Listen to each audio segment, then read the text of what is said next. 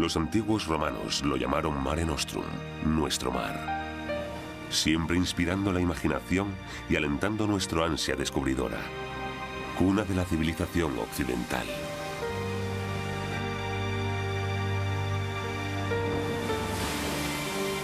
El hombre comprendió inmediatamente que el control de este mar y de sus recursos naturales les proporcionaría la hegemonía sobre el mundo conocido. En los albores del siglo XXI, muchas especies están en grave desequilibrio por culpa de la incesante presión humana, la contaminación y la sobrepesca. Aún así, este mar joven, en términos geológicos, es sorprendentemente fecundo, funcionando como un organismo global, formado por millones de seres estrechamente relacionados entre sí.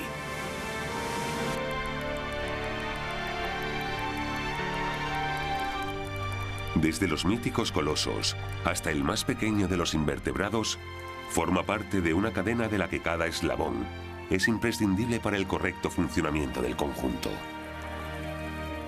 Las diversas biocenosis están estrechamente vinculadas por las variadas formas de vida que habitan en sus diferentes estratos.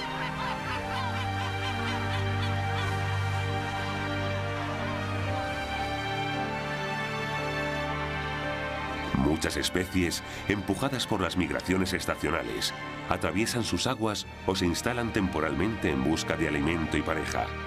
Otros, residentes, esperan las condiciones óptimas para reproducirse.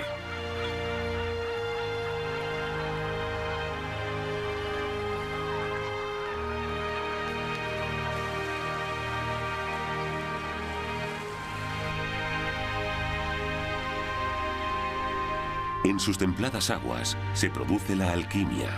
Los nutrientes más básicos, mecidos por las corrientes, forman el caldo de cultivo para la vida.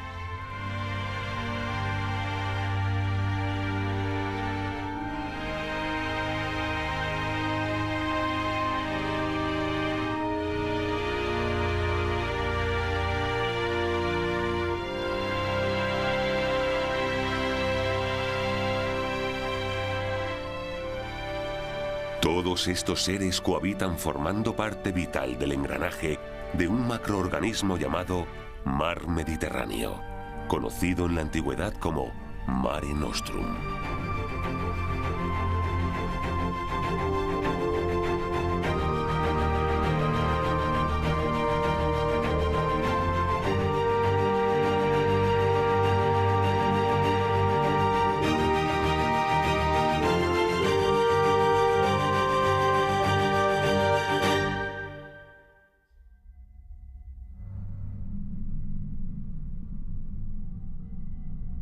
Hace 10 millones de años, la cuenca mediterránea era un gigantesco valle desértico, con altas montañas formando inmensos cañones y lagos hipersalinos.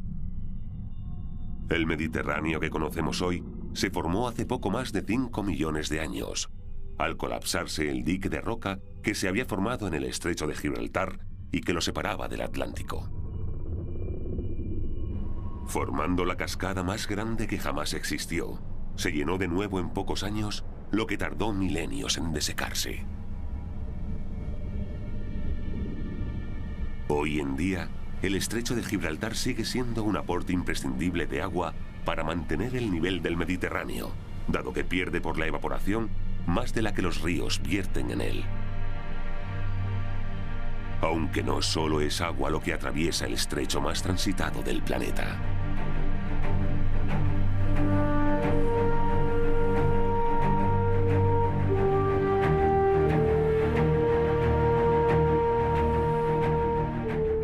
Movidos por una inercia ancestral, con su sangre caliente cargada de energía, grandes cardúmenes de atún rojo gigante entran a comienzos de la primavera hasta el interior del Mediterráneo para reproducirse.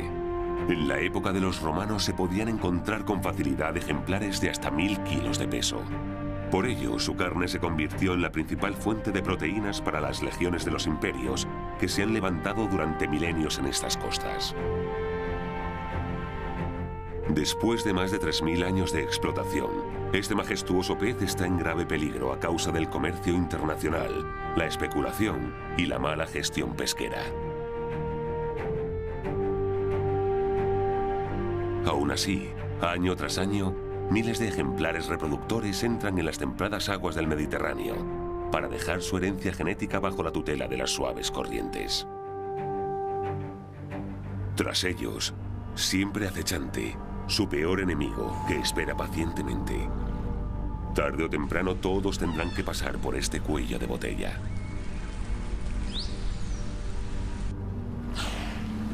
Las orcas persiguen a los cardúmenes de atunes hasta bien entrado el Mediterráneo. Cazan en grupos matriarcales perfectamente coordinados, comunicándose por medio de la ecolocación. Cada clan tiene su propio dialecto, comprensible únicamente por sus propios miembros.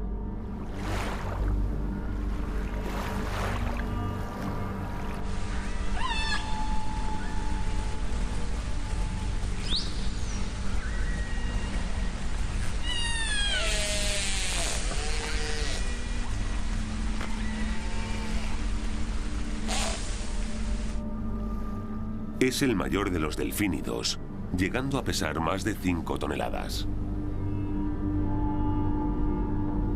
Extremadamente astuto, aprende de sus errores poniendo en práctica nuevas estrategias para optimizar sus capturas.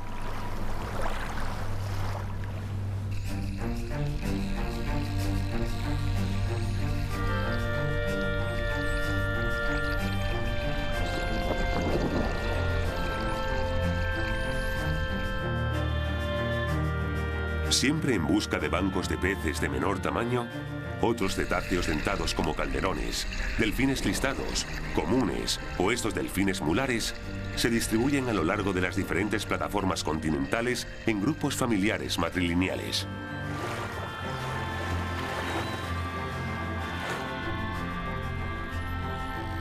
Genéticamente renovados por las relaciones entre grupos vecinos, es vital el continuo intercambio con individuos provenientes del Atlántico, por lo que el Estrecho de Gibraltar, una vez más, juega un papel importantísimo en la regeneración del Mediterráneo.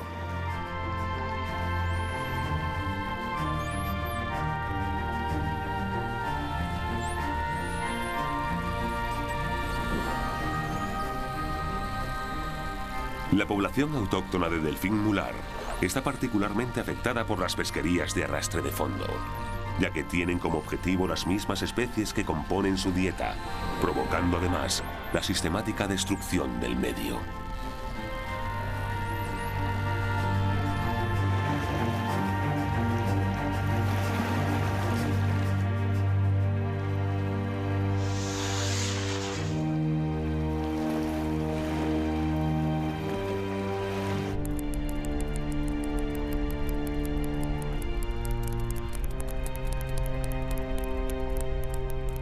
Como el resto de los cetáceos, el cachalote usa una rica variedad de vocalizaciones con bajas y altas frecuencias, utilizando sus característicos clics y chasquidos para comunicarse, situarse y localizar a sus presas.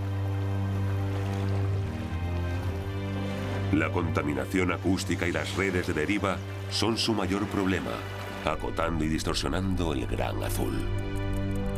Este mamífero de hasta 18 metros de envergadura se aventura hasta los más profundos cañones del Mediterráneo centro-occidental para encontrar y dar caza a sus presas favoritas, los grandes cefalópodos abisales. Alcanza profundidades insondables gracias a sus prodigiosos tejidos de enorme capacidad de compresión y al órgano de Spermaceti, responsable del peculiar y colosal tamaño de su cabeza. Relleno de una sustancia aceitosa, le sirve, entre otras cosas, para ajustar su flotabilidad. Al descender, el agua fría y la presión solidifica esta materia que actúa como lastre, facilitando su inmersión.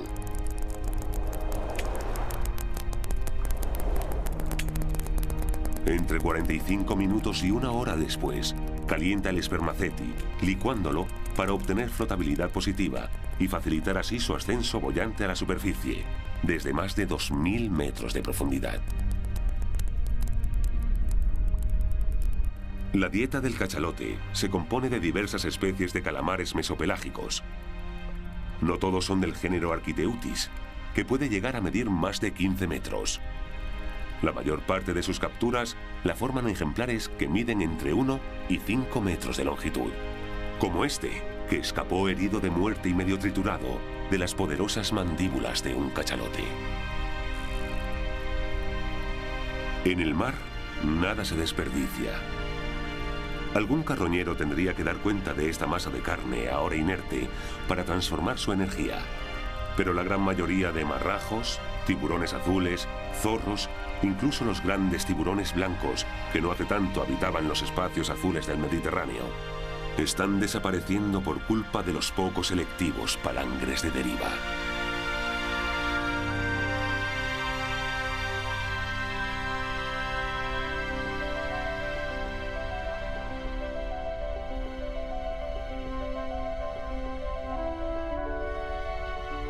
Infinidad de especies pelágicas se mecen a merced de las suaves corrientes en su infatigable viaje. Los cangrejos planes son presa fácil en el vasto azul, por lo que buscan cobijo en casi todo lo que flote.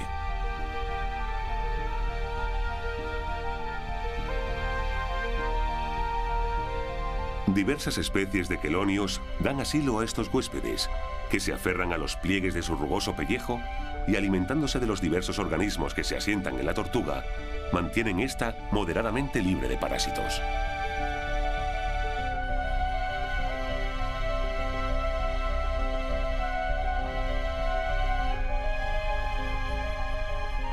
Como una isla flotante a la deriva de la evolución, arrastra en sus viajes toda una tripulación de polizones, que por su carácter cosmopolita pueden provenir de muy diversos océanos. Peces, crustáceos, moluscos, algas y la misma tortuga conforman una pequeña comunidad biótica errante en armónica simbiosis, hasta que alguno de sus habitantes crezca en exceso, convirtiéndose en parásito, lo que llevará a la destrucción de esta biocenosis a largo plazo.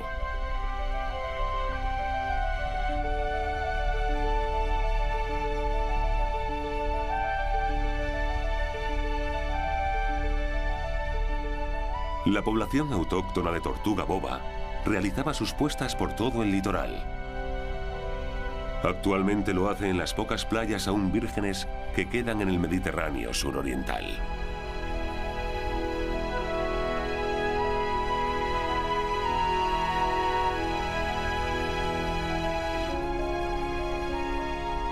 Tentadas por las artes de pesca de deriva, pocas son las que llegan ya a su destino.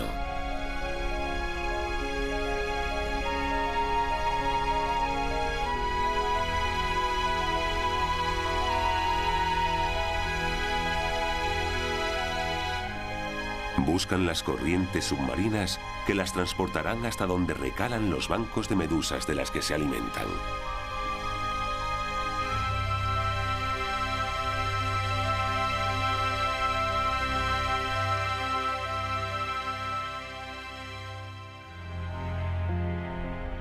Estos etéreos seres están compuestos por menos de un 4% de materia orgánica.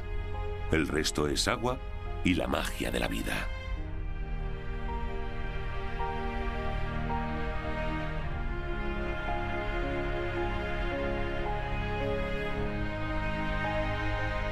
Están adaptados para vagar por las autopistas oceánicas, capturando pequeños peces y larvas planctónicas.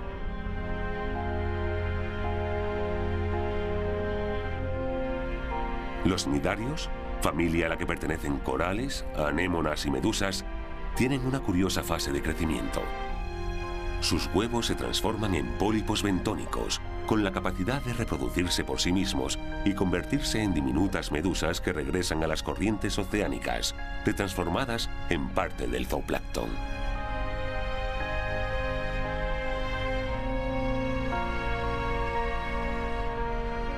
Algunas sirven también de protección para alevines de especies pelágicas como jureles o serviolas, que desarrollan inmunidad frente a sus urticantes nematocistos.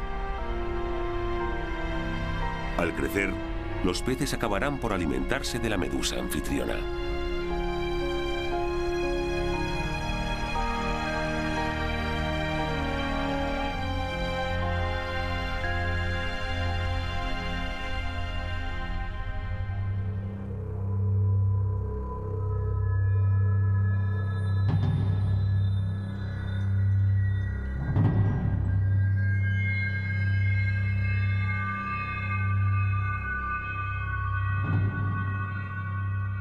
Las plantas diatomeas son la base de la cadena trófica en el mar.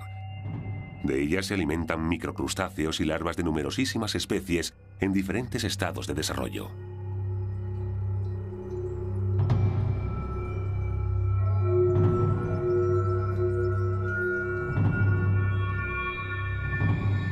Desde langostas y castañuelas hasta atunes rojos, muchos son los que han formado parte del plancton en algún momento de sus vidas, ya sea en huevos, larva o como alevines.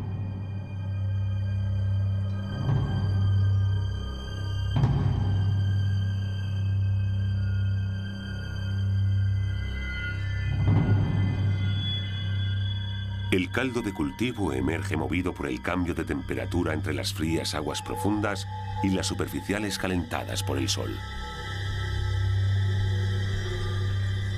Este circuito biotérmico es el motor del Mediterráneo y permite su regeneración.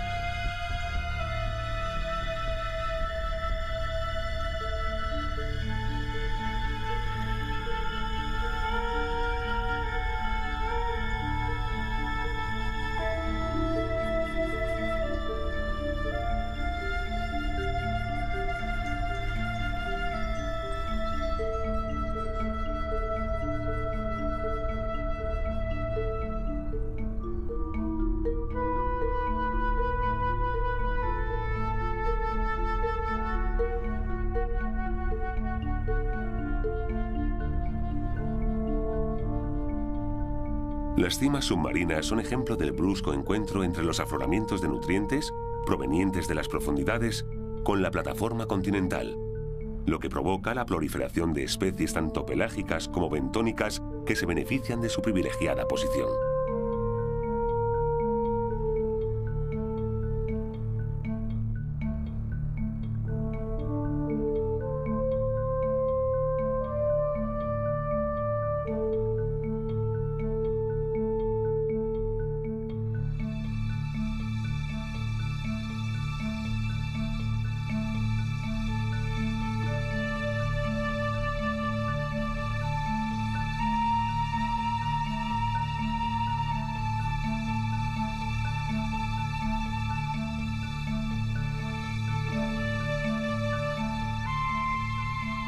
Estas barracudas, como muchos otros cazadores de aguas abiertas, desovan vertiendo su descendencia en masa al antojo de las corrientes, sabiendo que la mayoría de sus huevos serán devorados incluso antes de ser fertilizados por hordas de pececillos que posteriormente servirán de alimento a ellas mismas y a otros depredadores.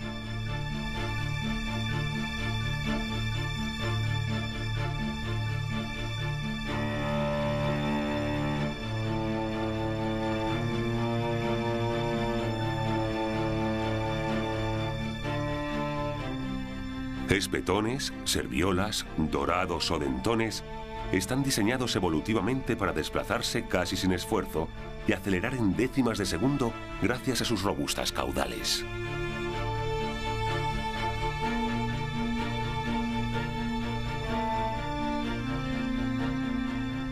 En mar abierto suelen ir en grupo y al llegar a estas cimas se desperdigan para cazar.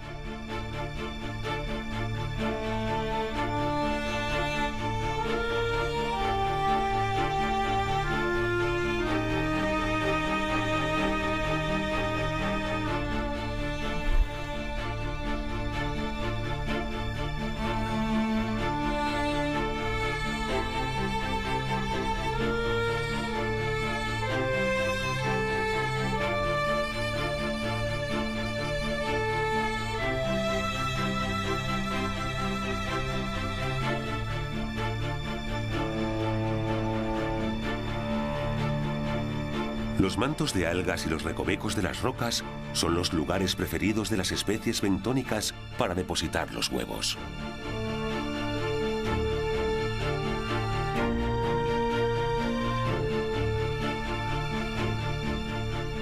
Aunque ni siquiera las precavidas castañuelas estarán totalmente a salvo del expolio. Estos talasomas han encontrado la oquedad en la que la hembra ha realizado su puesta, y ni la agresividad característica del macho evitará el saqueo.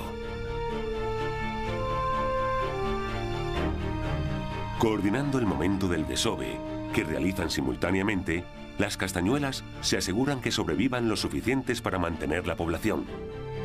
Con evidente éxito, dado que es una de las familias más extendidas y numerosas del planeta.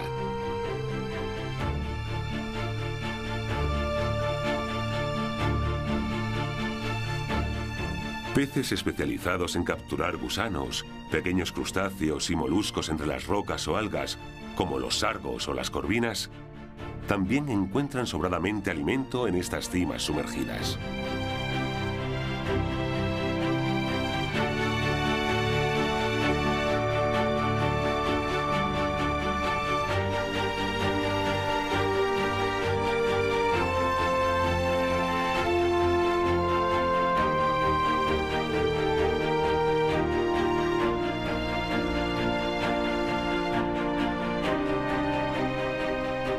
Estos fructíferos lugares donde se encuentran las diferentes densidades de agua y corrientes, con prominentes accidentes geológicos, son auténticos puntos de reunión para infinidad de especies pertenecientes a muy diversos biotopos.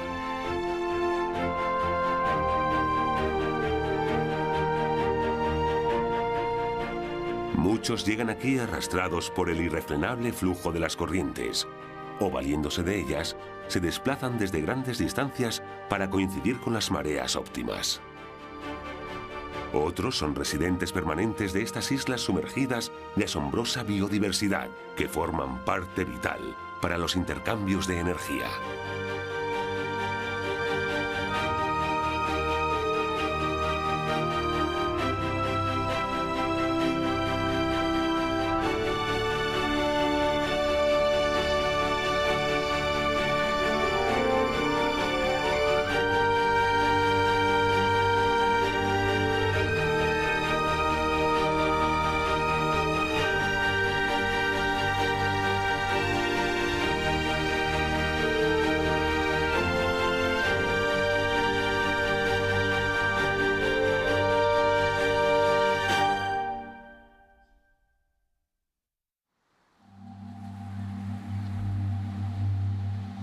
En latín, Mar Mediterraneum significa mar en medio de tierras. Con 2,5 millones de kilómetros cuadrados de superficie, es el mayor mar interior del planeta.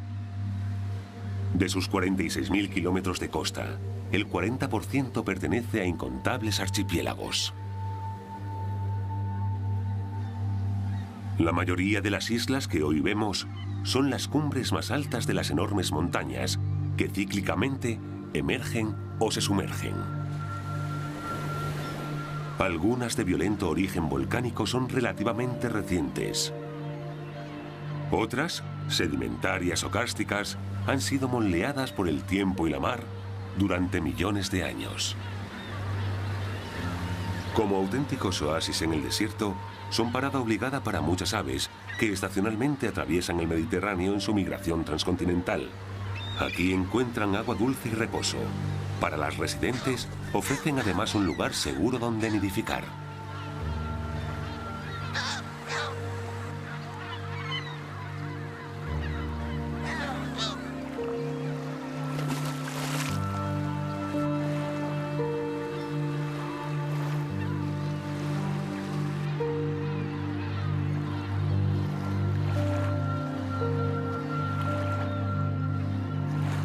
Aunque lo que vemos en la superficie es tan solo una pequeña parte del entramado biológico mediterráneo.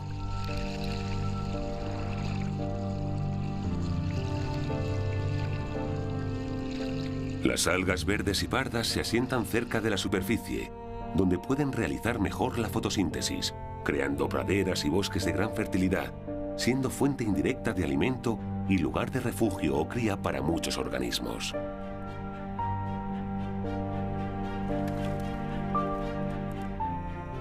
Los crustáceos, como grandes centollos o esta diminuta galatea, se adornan cuidadosamente con pequeños restos de su entorno para mimetizarse y evitar ser encontrado por algún depredador mientras se alimenta.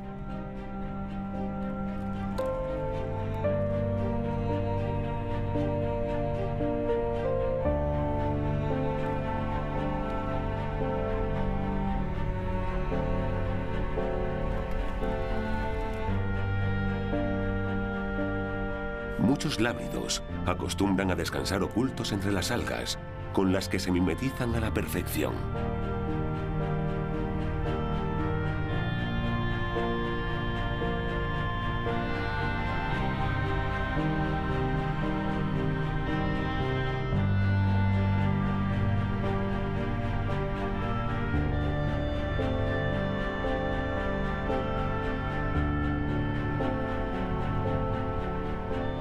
En primavera, diversas especies de tordos preparan sus nidos minuciosamente. Un solo macho puede construir varios en las inmediaciones de su territorio con restos vegetales, piedrecitas y conchas.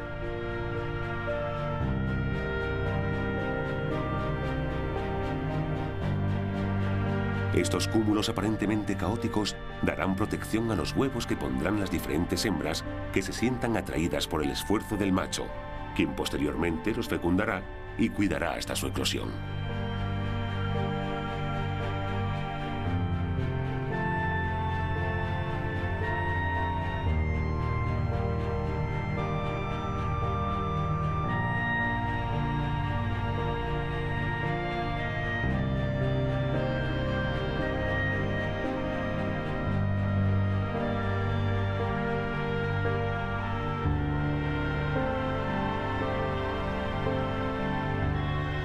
Un grupo imprescindible de algas autóctonas del Mediterráneo es la Posidonia oceanica. Estas fanerógamas comprendieron hace más de 100 millones de años que para consolidarse en un sustrato debían de echar raíces y reproducirse por medio de la floración.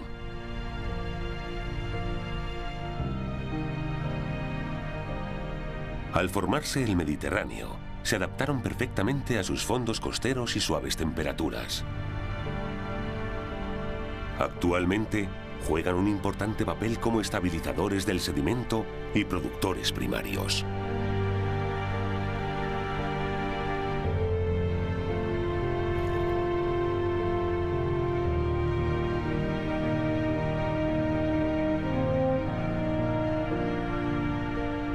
Este gran molusco está incrustado en el mullido sustrato que se ha generado por la acumulación de restos en los entramados de raíces y rizomas de la Posidonia. Firmemente anclada, la Pinna nobilis filtra las partículas orgánicas que le suministran las corrientes, de las que extrae los sedimentos calcáreos con los que fabrica su concha, que puede alcanzar hasta 80 centímetros.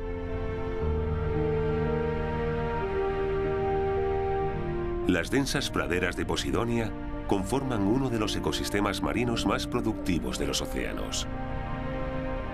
Siendo el hábitat de un gran número de especies estrechamente relacionadas, por lo que la degradación de estas algas pondría en grave peligro a todo el conjunto, comenzando por las especies más vulnerables.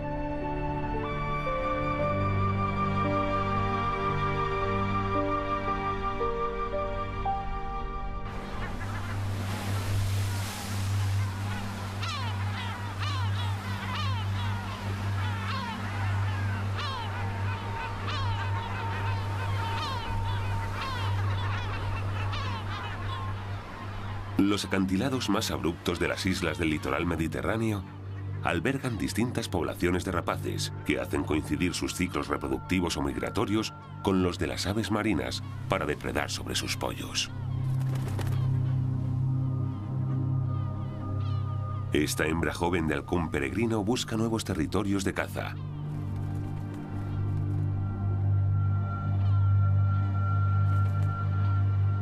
Mientras que las parejas más veteranas ponen sus huevos año tras año en las mismas repisas de estos acantilados marinos.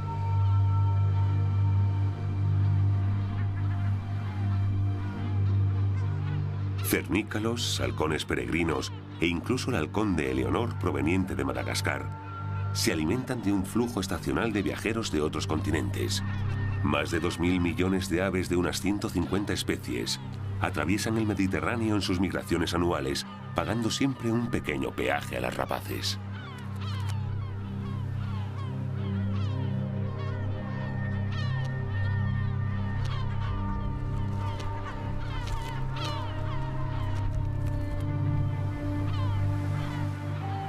Los acantilados de las islas, desprovistos de depredadores de nidos como ratas, son utilizadas por diversas especies de aves marinas para establecerse en colonias de cría.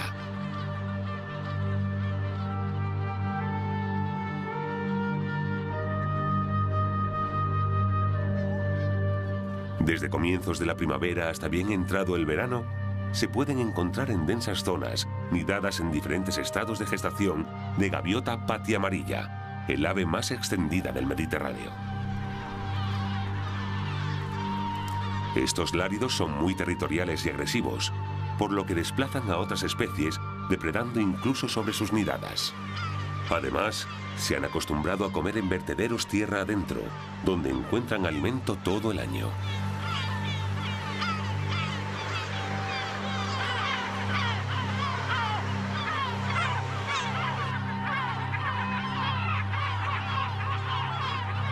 Después de 26 días de incubación, cuando comienza a escasear el oxígeno y el espacio dentro de la cáscara, el pollo, animado por sus padres que le llaman insistentemente y que reconoce entre el bullicio de la colonia, sale al exterior gracias a una dura protuberancia en su pico, conocida como diente de huevo, que le ayudará a romper el cascarón.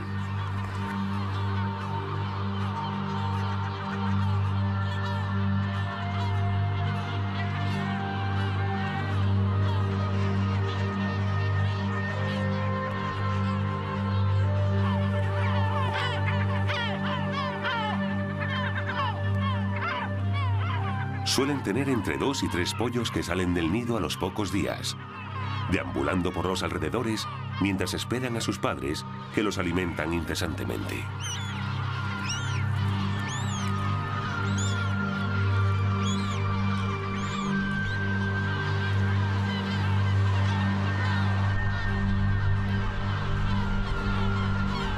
Tan solo en el interior de las cuevas donde nidifica, la pardela cenicienta está a salvo de las gaviotas. La delicada incubación y cuidado de sus crías la realizan por turnos. Aún así son frecuentes víctimas de saqueos por parte de predadores alóctonos, como gatos o ratas.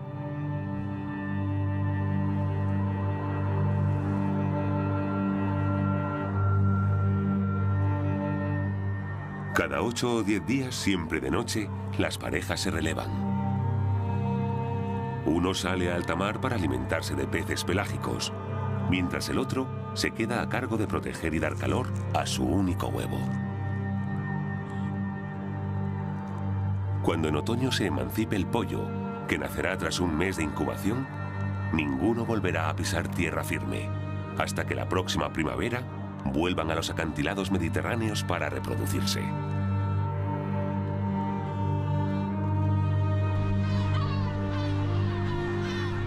Las también cada vez más escasas parejas de cormorán moñudo tienen que estar siempre vigilantes ante la continua amenaza de las gaviotas, que no dudarán en acabar con sus indefensos pollos en cualquier descuido.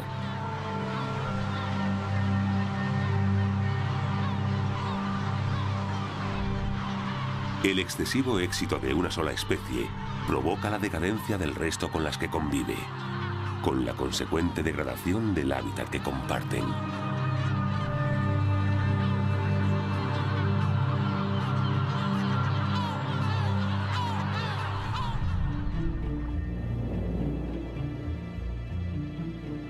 Muchas islas se benefician tanto de los aportes orgánicos provenientes de las corrientes oceánicas como los vertidos por los ríos, lo que favorece la proliferación de especies suspensívoras, detritívoras y naturalmente de los que se alimentan de ellas.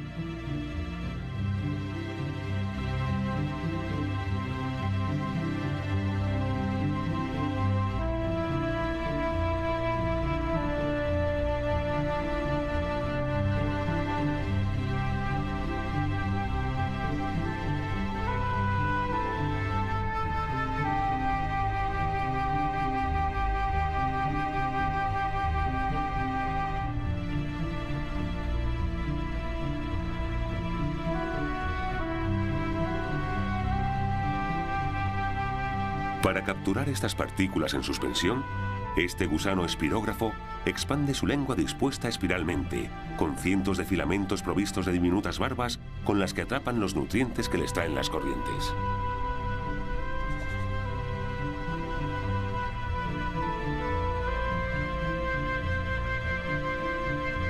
Las langostas forman parte del ejército de crustáceos comedores de detritos, que infatigablemente limpian los fondos mediterráneos, desde bueyes de mar y bogavantes hasta gambas, camarones o quisquillas.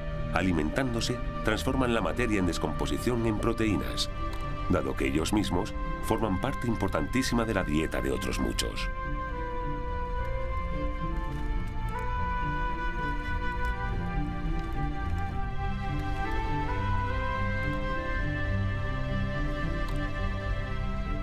Ante los que su única defensa en el caso de la langosta son sus antenas y su espinoso exoesqueleto, que tiene que mudar periódicamente al quedársele pequeño.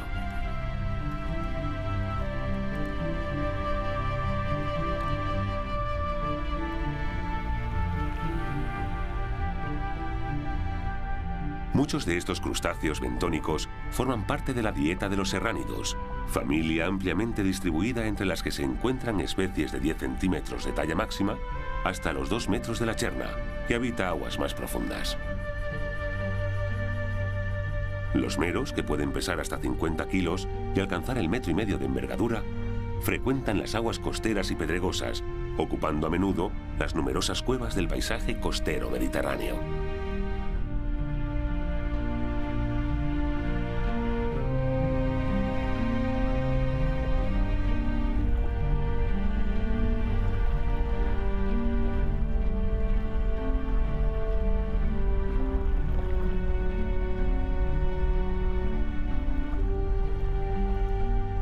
Se alimentan vorazmente de crustáceos, cefalópodos y hasta de ejemplares más pequeños de su misma especie.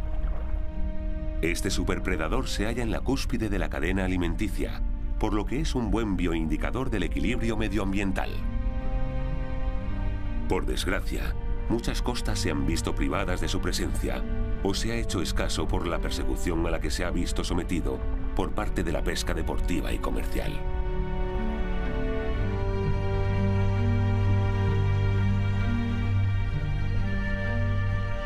En las paredes más expuestas al hidrodinamismo, los nutrientes fluyen con gran intensidad para ser interceptados por un sinfín de diminutos tentáculos y brazos.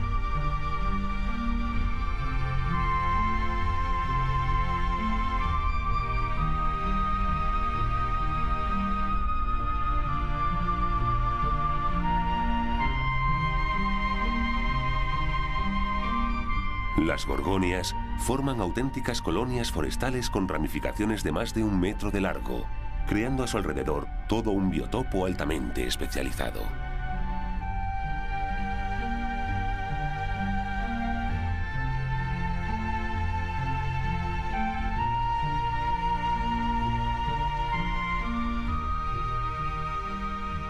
Lo que parecen flores son en realidad pólipos coralinos que viven en comunidad, capturando microorganismos y partículas en suspensión. Estos fondos están revestidos por colonias incrustantes de diversas especies, algunas más expandidas que otras, que han llegado a soluciones similares para alimentarse. Mientras que las esponjas y ascidias son filtradores poríferos, las anémonas, anthozoos y briozoos capturan activamente su alimento. Estas anémonas incrustantes amarillas de hasta 2 centímetros cada una están unidas por medio de bases rígidas que les sirven de anclaje al sustrato. La mayoría utilizan los restos sólidos de sus presas como materia prima en la construcción de estructuras de diversa dureza. Aunque no alcanzan las dimensiones de sus parientes de aguas más cálidas, las comunidades coralígenas del Mediterráneo son igualmente productivas, realizando labores vitales de bioconstrucción. El esqueleto calcáreo del tan codiciado coral rojo mediterráneo crece muy lentamente, entre 3 y 5 milímetros por año, por lo que su regeneración es complicada. Hasta principios del siglo XX, todavía podían encontrarse grandes matas de estos anthozoos, con los que se sabe que el hombre se ha adornado desde hace más de 30.000 años. Hoy en día es una de las especies más amenazadas del Mediterráneo por culpa de su explotación comercial, que hasta hace relativamente poco se realizaba con métodos altamente destructivos no solo para el coral, sino para el resto de especies con las que cohabita.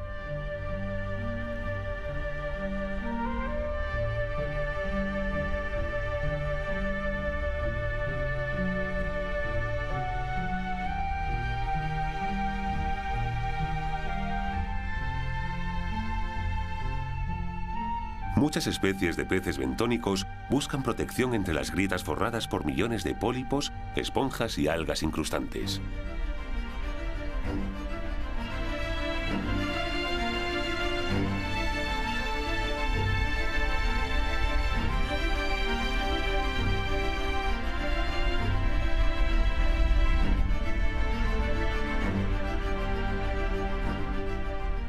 Los cabrachos son fuertemente territoriales. Entre mayo y agosto se hace patente su comportamiento de celo y reproducción.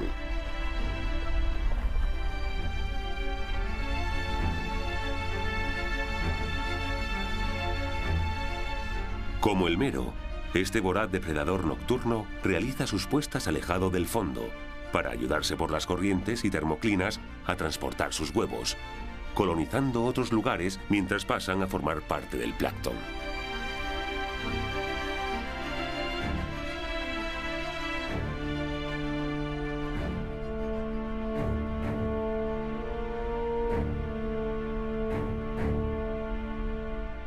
Los ejemplares adultos macho de pulpo también merodean en busca de hembras receptivas con quien dejar su herencia genética.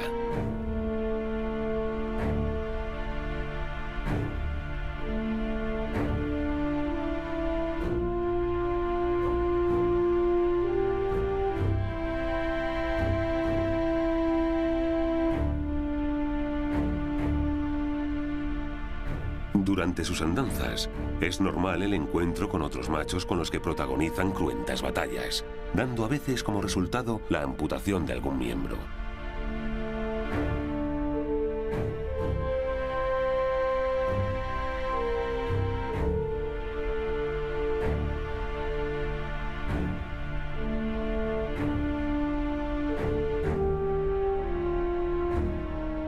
Las hembras esperan la llegada de algún macho que fecunde sus huevos, que colgará en el interior de su guarida donde los mantendrá oxigenados, limpios y protegidos hasta el límite de sus fuerzas. Cuando estos eclosionen y se dispersen, su madre morirá de agotamiento e inanición. Entonces una centuria de cangrejos, gambas y otros carroñeros de los que ella antes se alimentaba, darán ahora cuenta de sus restos, cerrando así el círculo biológico.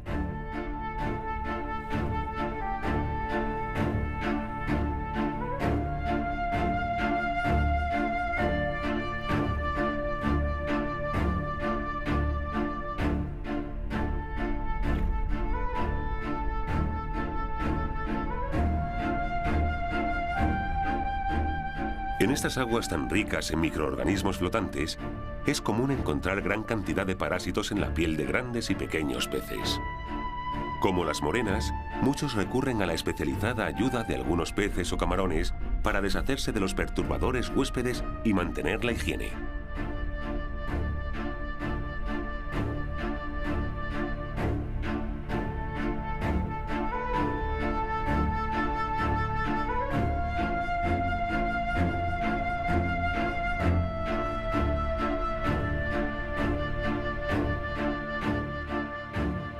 La interrelación entre especies y la simbiosis a pequeña y gran escala son pilares fundamentales para la sostenibilidad del ecosistema global.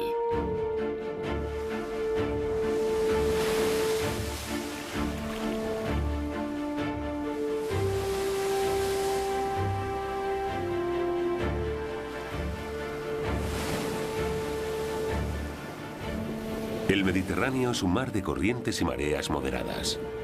Aún así, con su eterna insistencia, el oleaje ha ido esculpiendo el caprichoso perfil costero.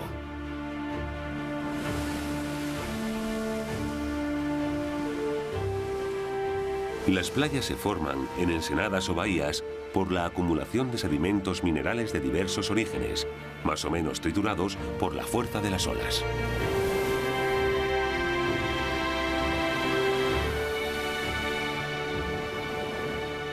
Para evitar que la arena de la playa se vaya con las corrientes, son necesarias que las praderas de Posidonia realicen su vital función de sujeción de sustratos, asentando badenes que evitan el movimiento de las arenas sumergidas, formando una base firme sobre la que se sienta la arena superficial, que en lugar de desplazarse, se acumula.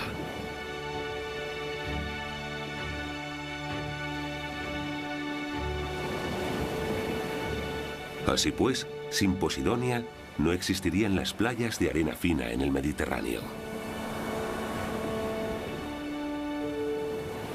Una vez más, dos ecosistemas, uno sumergido y el otro en superficie, guardan una estrecha relación.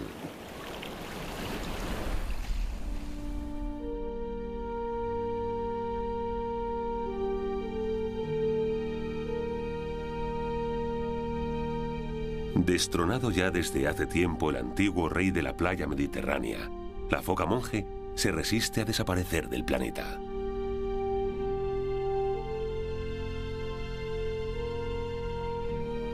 Sus menos de 500 ejemplares repartidos en pequeñas comunidades entre las costas de Grecia y Turquía y algunos puntos dispersos de la costa norteafricana, Mauritania y Madeira, están evocados a una agónica desaparición por el distanciamiento de sus poblaciones y la drástica reducción de sus espacios vitales.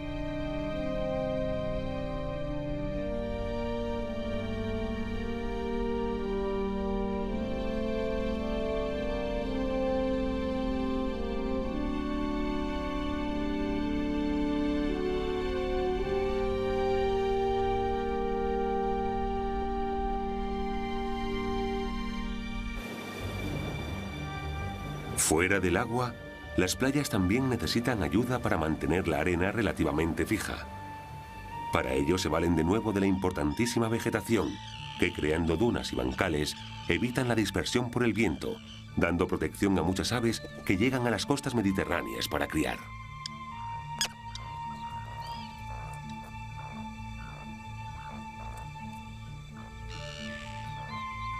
El charrán común viaja miles de kilómetros para reproducirse en las agradables temperaturas mediterráneas. Sincronizados con las etapas reproductivas de los peces que cazan, se aseguran de encontrar en las ricas aguas costeras alimento suficiente para sacar adelante sus nidadas. El charrán chico suele preferir las aguas más tranquilas de estuarios o deltas para procurarse sustento. Pero las dos especies anidan en los sistemas dunares playeros más o menos cerca de la orilla, formando grandes comunidades que les permiten controlar mejor a los posibles predadores. La degradación y desaparición de las áreas de costa, con las condiciones necesarias para su reproducción, afectan seriamente a numerosas especies de aves o tortugas marinas. Chorlitejos, vuelvepiedras o la gaviota de Audouin también anidan en los codiciados márgenes litorales, viéndose seriamente afectados por la presión humana, que les deja pocos reductos donde desarrollar sus poblaciones con tranquilidad.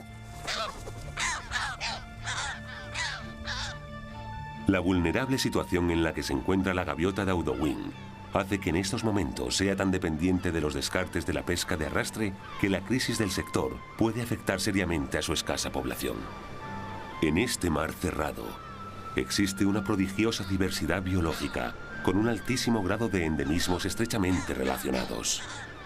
Lamentablemente, muchas especies están en grave peligro debido a la contaminación, la sobrepesca y la devastación del medio. Durante las últimas décadas, casi hemos acabado con una herencia natural de millones de años.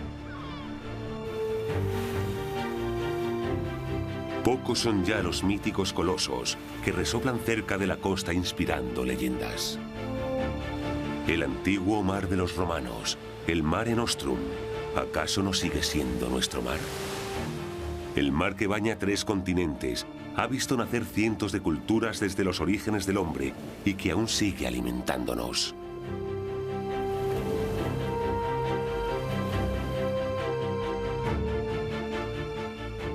En nuestras manos está aprender de los errores y cambiar de mentalidad, sustituyendo nuestra actitud depredadora por otra más sostenible y menos agresiva con el entorno.